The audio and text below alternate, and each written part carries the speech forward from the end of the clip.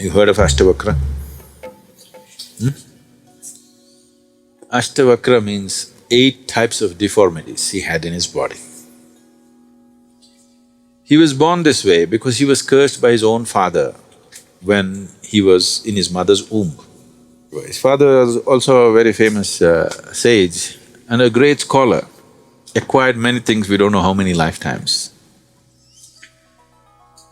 When the wife is pregnant, it's part of the culture that when a woman is pregnant, she must hear all the scriptures and all the good things and knowledge because she should not hear wrong things, negative things. She should hear nice, pleasant music, she must hear good things, people read Bhagavad Gita to her, Vedas to her. Whether she understands or not, it doesn't matter. The child will listen. Slowly, its evolution will be affected by what the child listens to. So, as a part of it, the father was saying something, explaining something about a scripture. Then suddenly they heard a voice disagreeing with what the father was saying. The child from within the womb said, "No, that's not it, you didn't get it right."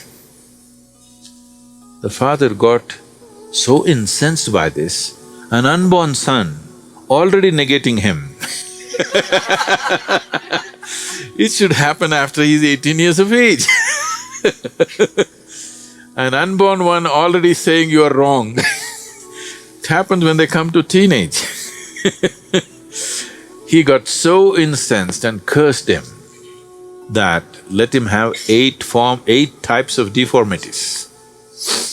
So he was born almost an inhuman form, twisted out body. So he was named as Ashtavakra, 8 types of deformities. Father was a… what to say… he was in the king's court, in King JANAKA's court, as a scholar, a very accomplished scholar. King JANAKA has such a thirst to know. He wants to become enlightened. So he gathered all kinds of sages and scholars and the works, anybody he could get anywhere, he brought them into his court and he wanted to listen to their teachings. And he himself became an accomplished yogi over a period of time, but he still not realized. Then one day, Ashtavakra's father took this little boy to the court. When the king, JANAKA, saw Ashtavakra, Ashtavakra held the king's eyes.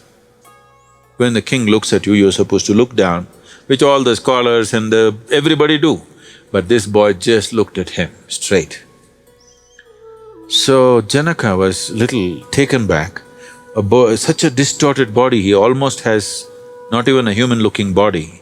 But the boy's eyes were such, he just stared at the king and said, "All these scholars who are sitting here, with all due respect to all of them, none of these people, including my father, will be able to give you what you're looking for." The king was flabbergasted, this 8 or 9-year-old boy saying this to him, and his father wanted to naskify him because this fellow has this habit of saying these things right from the beginning. Then Ashtavakra, at the age of 12 or 14, he left the family and went into the forest. One day King JANAKA went hunting with his retinue of soldiers in the works. And in the heat of hunt, he got separated from the soldiers and he got lost in this forest. Then he found Ashtavakra sitting in the jungle. So King JANAKA, sitting on his horse, looked at him and said, "You are here?" He said, "Yes." And Ashtavakra, in his own way, said, "And it's me who has drawn you here, from your people, away from all of them. If you're willing to just take instructions from me, I'll get you there, what you're looking for." So King JANAKA wanted to ask, "Did you see any of my soldiers? Did you see any of the royal retinue around?" because he wants to find them and go back home. So Ashtavakra asked, what is more important for you? What you've been claiming all your life that you want, or you want to find your way home? Which way is it? This hit the king so much. He said, no, that's the only thing I want, I don't care whether I go back to the palace or not. And he wanted to get down from the horse. He took one leg off the stirrup and he was up, one leg here. Ashtavakra said, just stop. Stop right there. When he was just getting off the horse, he asked him to just stop there, stuck in an uncomfortable position on the horse like this, one leg up, one leg in the stirrup. He said, just stay there.